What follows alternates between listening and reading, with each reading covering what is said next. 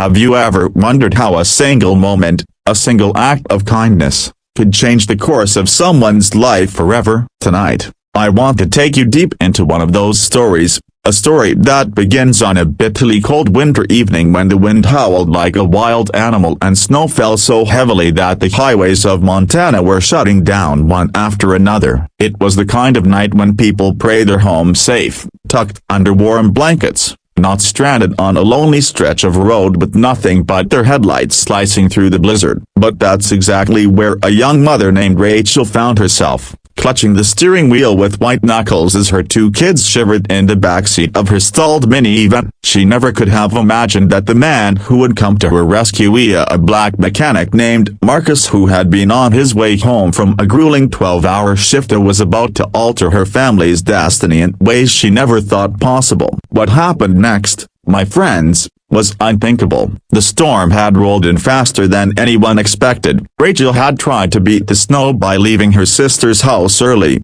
but halfway through the drive her old van sputtered, coughed, and died. The heater gave one last groan before silence filled the cabin. Panic rose in her chest as her two children, 8-year-old Lily and 5-year-old Noah, began to whimper from the backseat. She bundled them tighter into their coats, pulling their blankets around them, but the cold seeped in like an intruder that couldn't be shut out. With no cell service and visibility dropping to near zero, Rachel felt trapped in a nightmare. She had no one to call, no one who would even know she was stranded until it was too late. Meanwhile, Marcus had just clocked out of the repair shop where he worked tirelessly day in and day out. The snow had begun as light flurries when he left, but within minutes the roads were treacherous. Most people would have gone straight home, but Marcus always kept his eyes open. His late mother had drilled it into him. Son, you never ignore someone in trouble. God put you here to use your hands not just to fix engines,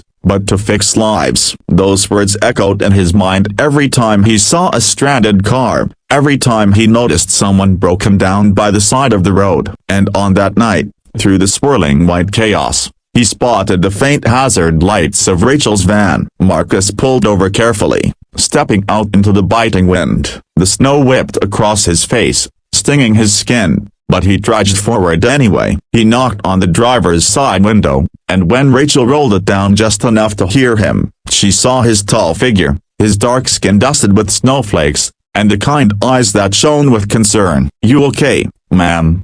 he asked, his voice steady and calm despite the storm. Rachel wanted to cry with relief, but she managed to choke out, "My van died. My kid's a broken bar, they're freezing." Marcus glanced at the back seat, saw the little faces peeking out from the blankets, and felt a surge of determination. He wasn't going to leave them there to freeze. Opening his heavy coat, Marcus gestured for Rachel and the kids to follow him to his truck, which was idling with the heat blasting. At first, Rachel hesitated as she was a woman alone in the middle of nowhere, and instinct told her to be careful. But one look into his eyes told her she could trust him. Gathering her children, she carried Noah while Lily clutched her hand, and together they trudged through the snow to the safety of Marcus's pickup. Warm air enveloped them as Marcus turned the heat higher. He gave the kids his spare gloves and a scarf, even removing his own hat to tuck it around Noah's small head. For the first time in what felt like hours, Rachel could breathe. Tears welled up as she whispered,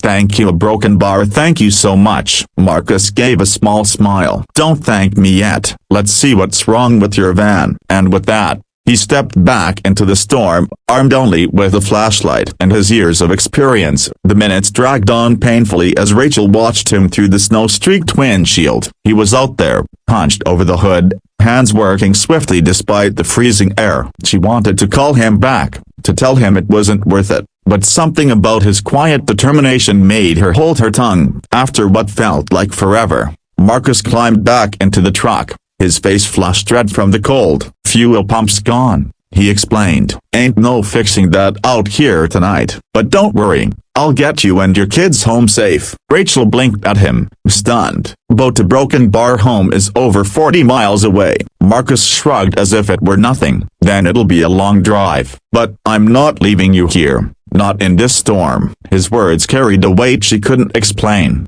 like he'd made a vow that nothing and not even the blizzard could break. The drive was treacherous. Snow piled up on the roads, and more than once the truck skidded slightly before Marcus's skilled hands corrected the wheel. Inside the cab, Rachel tried to keep her kids calm, humming softly to them, but her own nerves were stretched thin. Marcus, however, radiated a quiet confidence. He asked the children questions of what their favorite colors were, what games they liked to play, and soon their fear turned into giggles. Rachel found herself listening, amazed at how quickly this stranger had gained her children's trust. Somewhere along the way, conversation turned personal. Rachel admitted she'd been raising the kids alone since her husband walked out 2 years ago. The van had been all she could afford, and she'd pushed it past its limits trying to make ends meet. Marcus listened without judgment, nodding thoughtfully. Then he shared his own story of how he'd grown up in a rough neighborhood, how cars had saved him from going down the wrong path,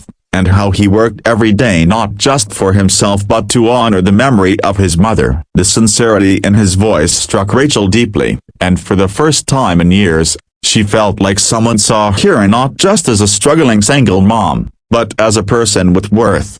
Hours later, when they finally pulled into Rachel's driveway, the storm was still raging, but inside the little house, warmth and safety awaited. Marcus carried Noah inside, gently laying him on the couch, while Lily clung to his leg like he was already part of the family. Rachel lit candles, made hot cocoa, and watched as her children smiled up at the man who had appeared like an angel in their darkest hour. She thought that was the end of Ida, that he would leave after making sure they were okay. But Marcus had other plans. He returned the next morning, after the snow had cleared a little, towing Rachel's van on the back of his truck. "Can't have you stranded again," he said simply, rolling up his sleeves. Over the next several days, he worked in her driveway, repairing the van piece by piece, refusing to take a single dollar for his labor. The more time Rachel spent with him, the more she realized that his kindness wasn't a one-time thing. It was who he was at his core. And yet, what neither of them could know was that their meeting that night had set into motion a chain of events that would change both of their lives in ways neither could predict. Because while Rachel saw Marcus as her family's rescuer, the world outside wasn't always so kind. Neighbors whispered, people made assumptions, and soon the simple act of helping a woman and her children would spiral into something far bigger, something that would test Marcus's strength, Rachel's courage, and the bond growing between them all. But that, my friends, is a story for the next chapter. What happened next to Broken Bar was unthinkable. You would think the story ended there, with Rachel's van repaired, her children safe, and a grateful mother promising to never forget the kindness of the man who had pulled them from the jaws of a deadly blizzard. But life rarely wraps things up so neatly, and sometimes, the most unthinkable chapters unfold not in the storm itself but in its aftermath. For Marcus and Rachel, the night of the rescue was only the beginning, because what came next would test their hearts, their courage, and even their place in the eyes of their small community.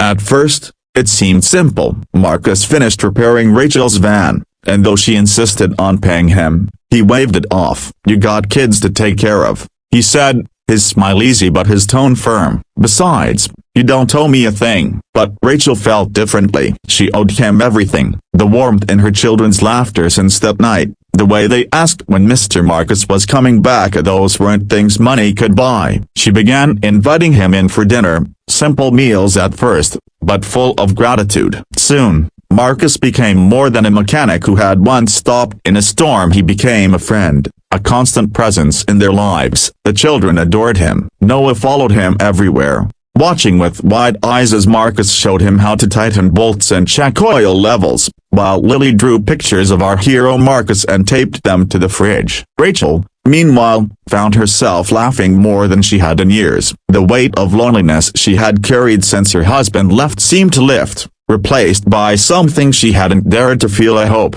But not everyone in town saw it that way. Small towns can be warm, but they can also be cruel. It didn't take long before whispers started. People noticed Marcus's truck in Rachel's driveway, noticed how her children clung to him in the grocery store, how Rachel smiled when his name was mentioned. Some neighbors frowned. Others muttered behind their hands. It wasn't just because Marcus was a stranger, it was because he was a black man in a town that wasn't always welcoming to outsiders. Rachel heard the comments, the thinly veiled warnings, but she refused to let them shake her. Still, tension brewed like thunder on the horizon. The breaking point came one chilly Saturday afternoon when Rachel took the kids to the park. Marcus had come along, tossing a football with Noah while Lily practiced cartwheels. Laughter echoed through the crisp air until two men approached, their faces tight with disapproval. Rachel felt her stomach drop as one of them sneered, "Didn't know you were in the business of bringing strangers into your kids' lives."